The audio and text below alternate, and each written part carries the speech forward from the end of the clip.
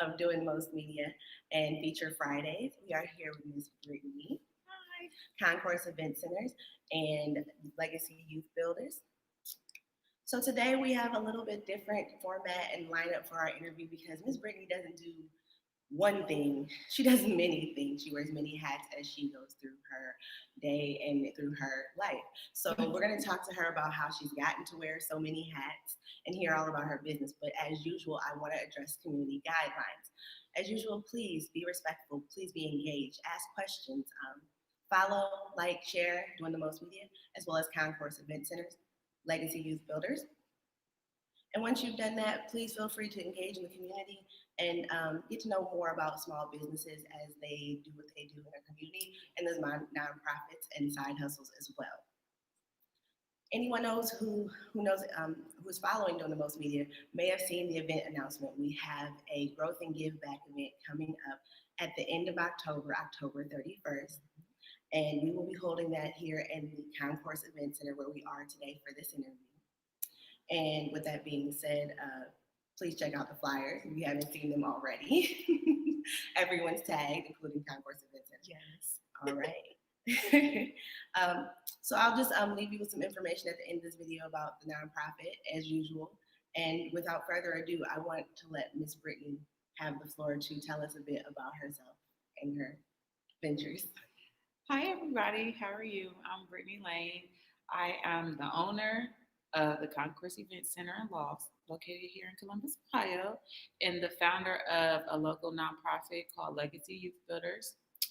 What else? Well, let's talk a little bit about how you got to this point of being ahead of both a business and a nonprofit, because you've had a journey that got you here to this point. How did I start? Okay, well, since I was a little girl, I was obsessed with being an entrepreneur. I went through wanting to be a defense attorney, a detective, but I always wanted to be a business owner. And when I was a teenager, I won third place in a Microsoft contest for a business plan, and I got a nice prize and limo ride and things like that.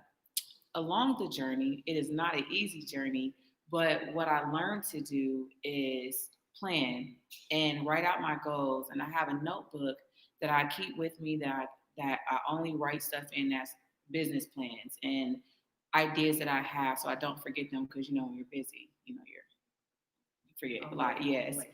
So, so any business that I ever thought of, I always wrote it down, and I wrote down, what do I need to get started? How do I need to operate it? What does it require to be successful? Because it's not easy. And even on those hard times, what am I going to do to make sure that it still stands? So pretty much that's my journey. I went to college, graduated from college with a business degree, specialized in project management and a master's in business management, which I have a couple classes left that I need to finish. But the journey, it's just been a journey. The good, the bad, the in between, learning as you go. I used to own a clothing store a long time ago, so I learned a lot from experience. School can only teach you so much. So just the experience of that and the do's and don'ts and, bumping your head a couple times. But I kept going, and I was on a mission. That's the journey, is the mission that I've always had since I was a little girl. So, and that mission is still with me so many years later, and I'm still moving toward that mission and that goal. So, and I ain't gonna stop till I get there. So, what's the mission and the goal? Tell us some about that, because it sounds like no accident that you've made it to this point of having not only a business but a nonprofit. Mm-hmm. Somebody with a plan has something to do always, the next foot in front of the other. So the plan is what's really important to me is setting up generational wealth for my family and the generations after me and my family, teaching them about financial literacy and I guess making a lot of sacrifices so that they don't have to, and go through all the things that I went through to get to where I'm at. So that's the goal, and the goal is to make sure that my great grandparents were really important to me. They lived until they were 93 and 95, and I took care of them. up until they passed, and my dad too. I was a daddy's girl. I am a daddy's girl, but I took care of him as well. So having great grandparents live almost a century, they've been through a lot, and I have a lot of old school values, but a lot of knowledge and understanding of how hard they worked and everything that they worked for during a time where it was almost impossible to survive. Yeah. So I made a promise to myself and to them that I would be everything that I could be to represent them, even in their passing, to be a great example. Yes, I made some mistakes along the way. We all do. And, but I still stood on what they taught me and who I am and what I am. And the mission, as far as Legacy Youth Builders, is to. There's so many. I get so passionate talking about it. Share Um, with us. huh, So we'll share it with us. We like okay. The mission for Legacy Youth Builders is to basically allow our children the opportunities to have a chance from the beginning. We all come from different backgrounds, income brackets, but if we are on the same playing field as far as teaching our children about financial literacy early on, because let's be honest, a lot of us aren't taught that. Which you go to college and you get every credit card that they offer you, and then you're in debt before you're even 21 or even old enough to understand what that is. So, the other part of the mission is to what I like to tell our students is that they are heirloom.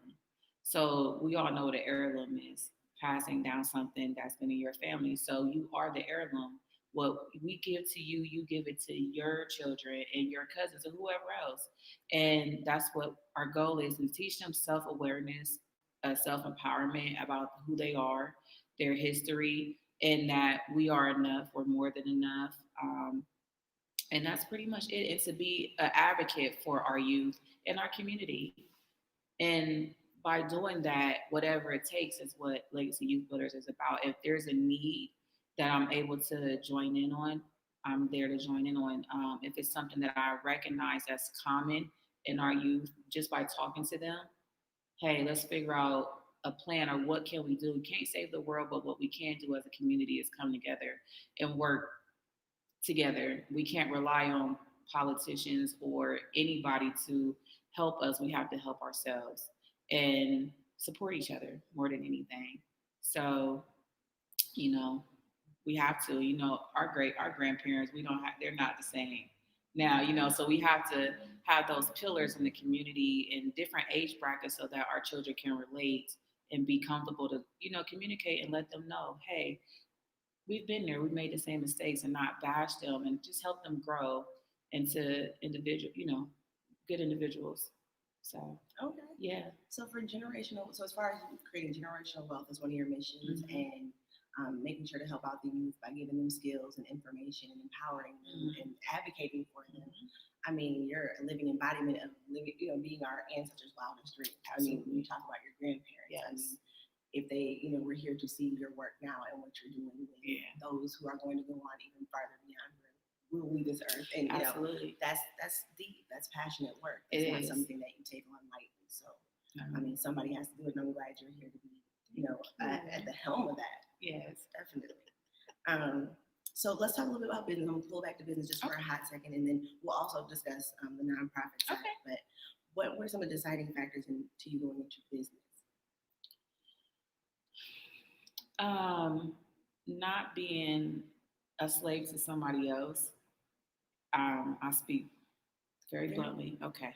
And I appreciate it. Not being a slave to somebody else and continuing to make others rich while you're still, not that you're struggling, but what do you have to show for it after the fact to pass along to your future and your children and so forth.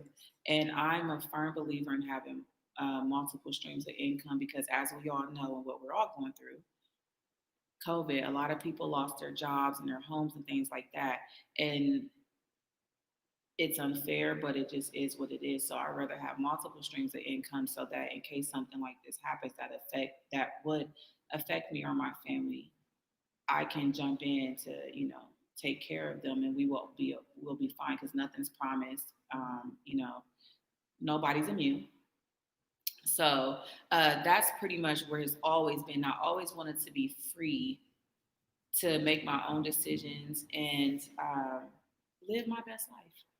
To have that kind of awareness and want to share that with others, that's real passion right there. Yes, like it's important, you know.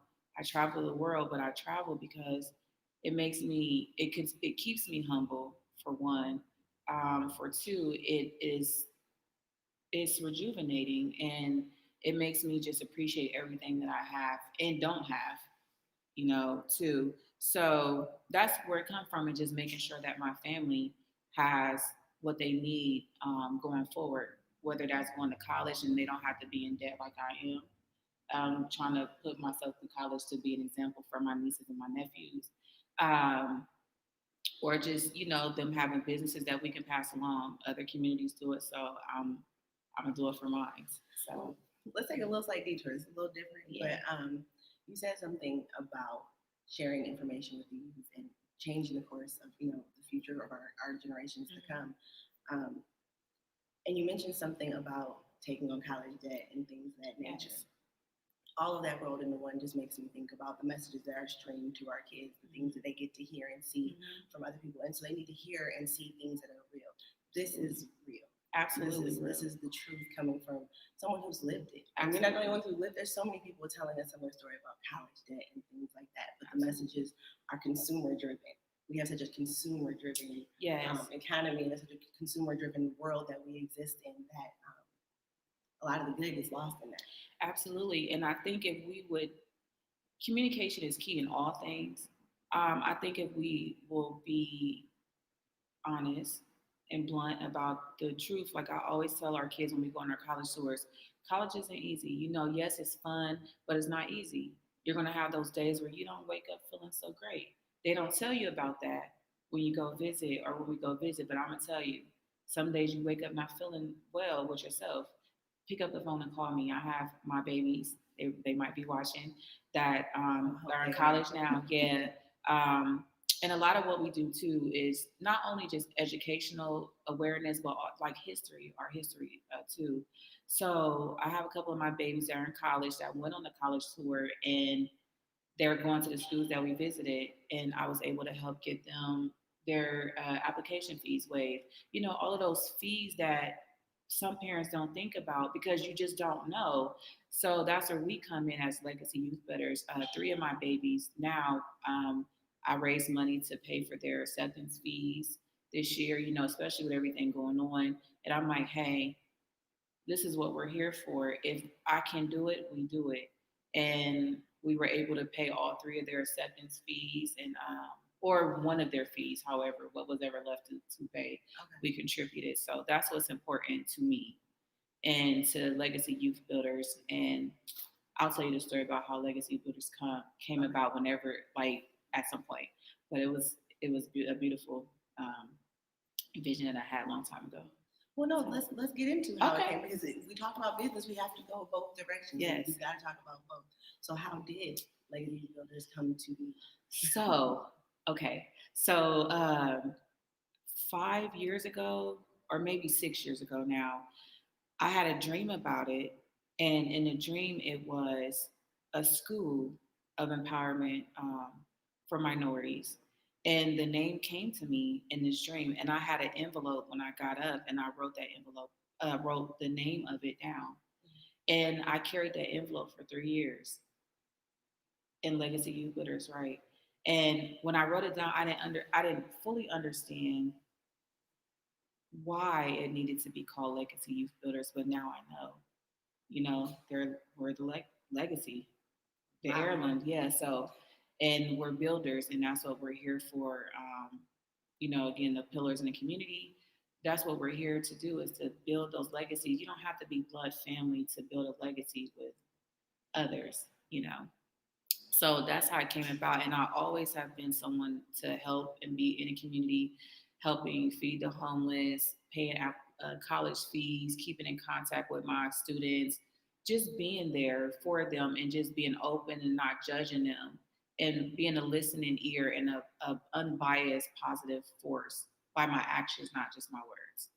So yeah, that's how it came about. And then a couple years ago, I'm very spiritual, and God told me it was time. And the first time that I applied for the to be a licensed nonprofit, I was able to. First The time. first time. That's because there's Yes. lots of people who apply and Yes. have to go back and reapply A and lot. readvise Yes. and And so I was many shocked. times.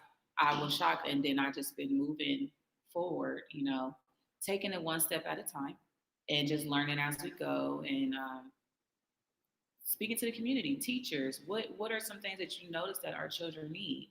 One of our board members is a teacher. So I have different people in different avenues that I'm like, hey, what do you know about what's going on? Like, I'll talk to the kids and make them feel safe to talk, and understand what they're dealing with, including mental health. We have a therapist that comes in. We have a program well before COVID hit, and it's not therapy. It's just to come in and have a group setting and just kind of, hey, these are the kind of things that's going on, so we know what's going on in our kids' head, and the things that their challenges. We may not understand or know because their challenges are different than ours. So like a peer and mentor, like level Yes, support. yes, like just to listen to them and them feeling comfortable and understanding that mental health is important as well. That's very important. It's It's not very, often yes. discussed, and it needs to probably be discussed way more often. If we start Yes. making those conversations the norm, then And being able to recognize when you're not feeling right, okay. and being honest about it. Yes, and feeling okay to say I'm not okay. Yes. The safe space and place to be able to do that. Absolutely. All right. So I got to ask one of my Yes. favorite questions when we talk about skills, talents, knowledge, abilities, Uh-oh. what we bring to the table. A lot of people tend to cower and speak about it in a tiny way, but I want anyone who comes to doing the most platform, let's be honest, this is doing the most. Like there's not an accident in the name. What is it you feel that you bring to both your business and nonprofit that that set you apart, that put you in the front? A pure heart, honesty, um, sharing the good, the bad in between, being a human being and not putting myself on a pedestal like I'm perfect because I'm not.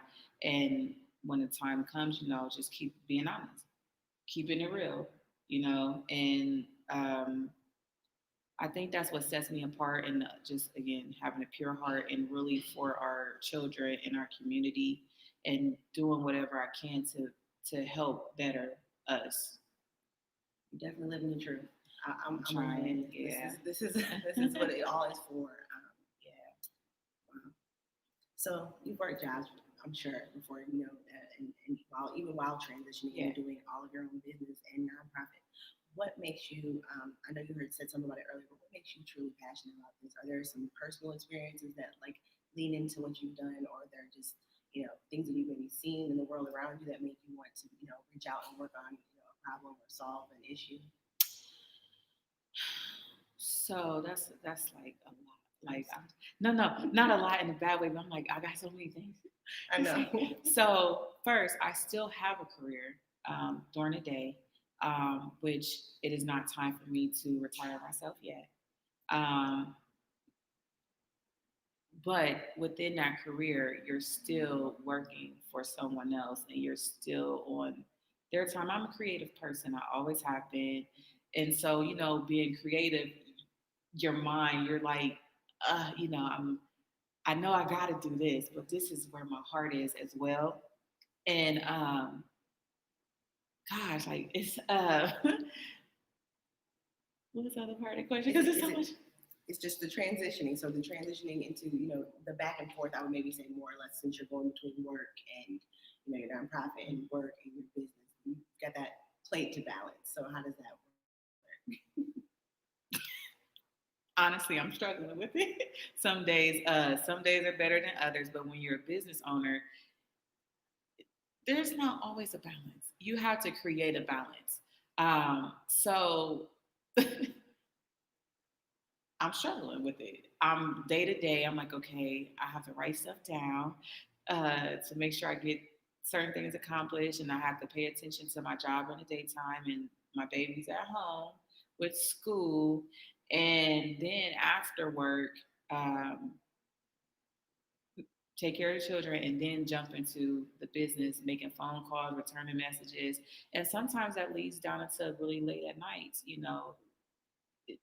it's a Long lot. days. It's a very definitely long days, like every day. But when you know something has to work, like it has to work. So no matter what, you can't ask for something and then think it's just going to be handed to you because it's just not. You know, what's the scripture? Faith without works is dead. Oh, Okay. So so pretty much I'm working on the balance. It's really hard. You know, some days, like I said, is better than others. Your energy some days are higher than others. It's a lot to juggle, you know, working, handling the business, still working on the business, talking to people, meeting new people, and still trying to give yourself in the way that God intended me to do.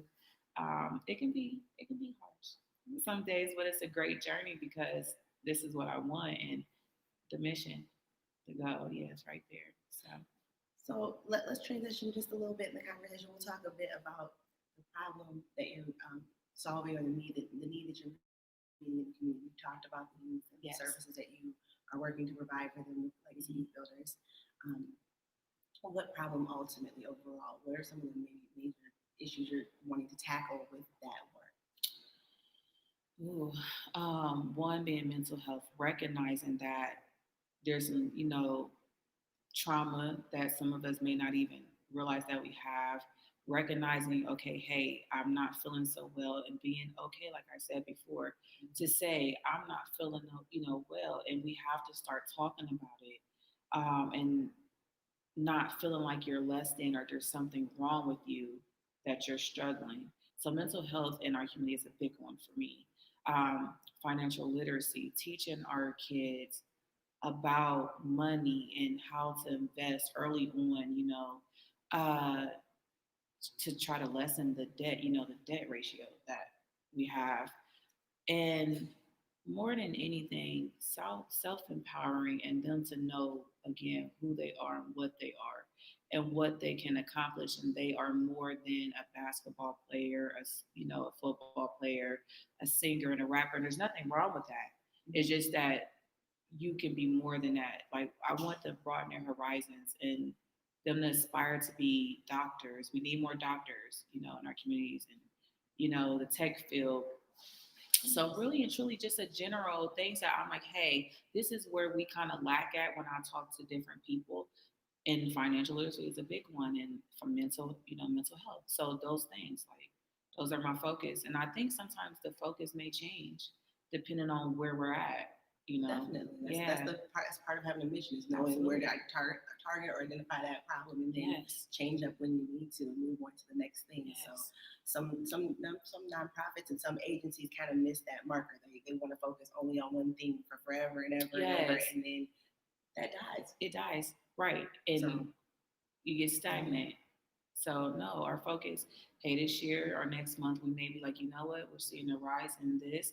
Let's see what we can do to, get a handle on, or what can we do through Legacy Youth Builders to resolve the matter, or whatever it takes. all right. Well, we started with plans, and it looks like we're going to end with plans tonight too. What are some of the plans for Legacy Youth Builders? And let's maybe start there and then we'll go business last on that one. Okay, yeah. Some of the plans for Legacy Youth Builders. Well, first, Legacy Youth Builders in the business, the Concourse, they're going to tie together because now we have a home to really house our classes that we offer to the children and the parents too. We have classes for parents as well. Um, Planning for Legacy Youth Builders is kind of hard to say with where we're at with COVID, but continuing to take our children on college tours to educate them on our history, to teach them about financial literacy. And really, I think we're going to hone in, as I talk to you guys about some resources for our foster care system, working on that initiative. I think that's what our biggest initiative is going to be.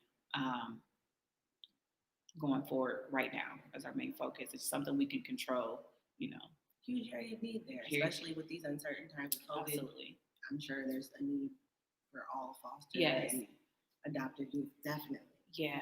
So that's it for Legacy Youth Builders right now. It's just, taking one little area and building from it and just being being a resource and a safe place.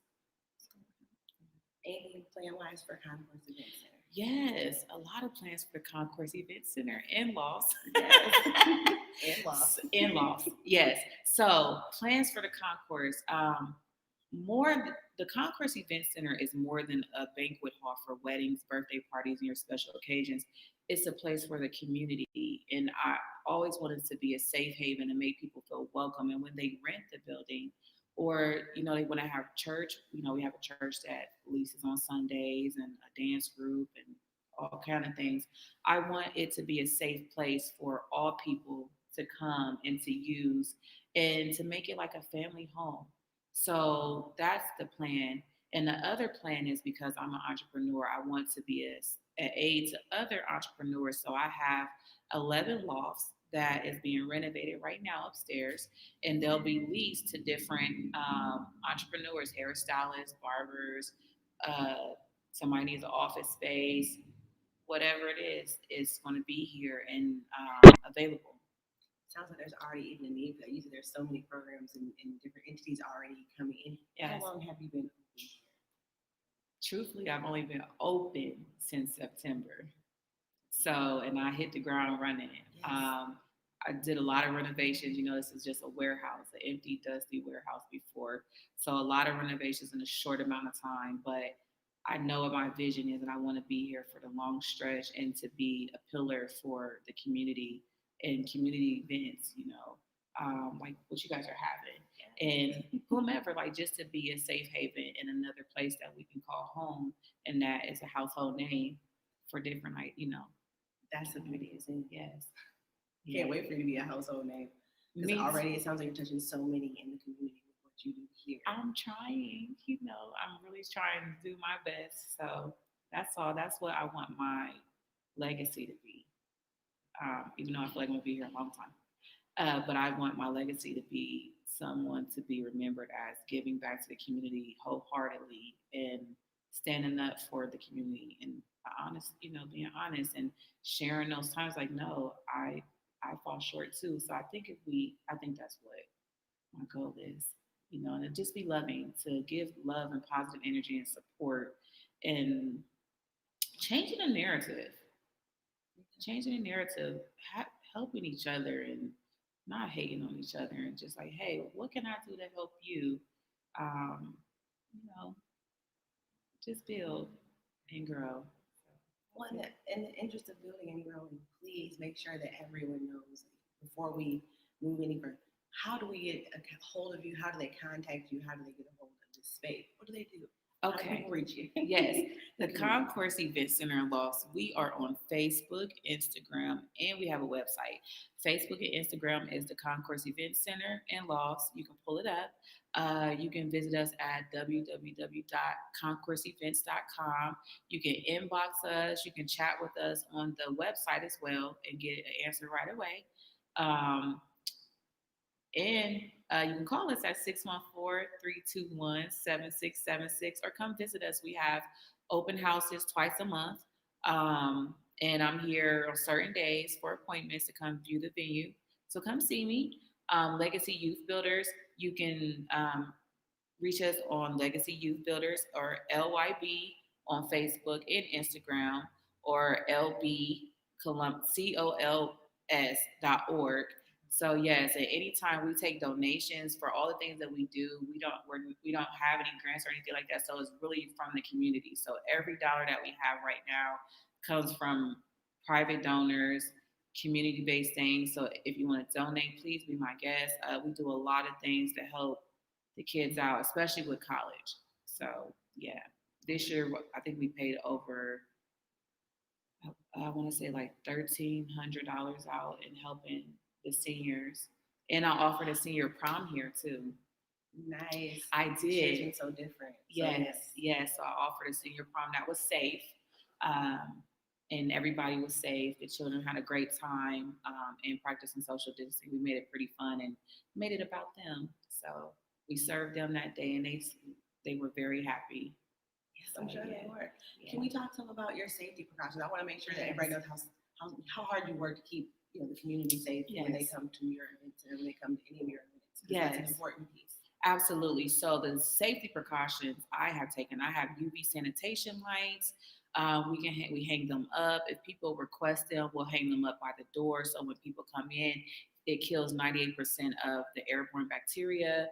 We use CDC approved products to wipe down the tables, the chairs, any areas when we mop, which is regularly. We use the same products to keep the building clean. We wipe down the handles on the doors, bathroom doors.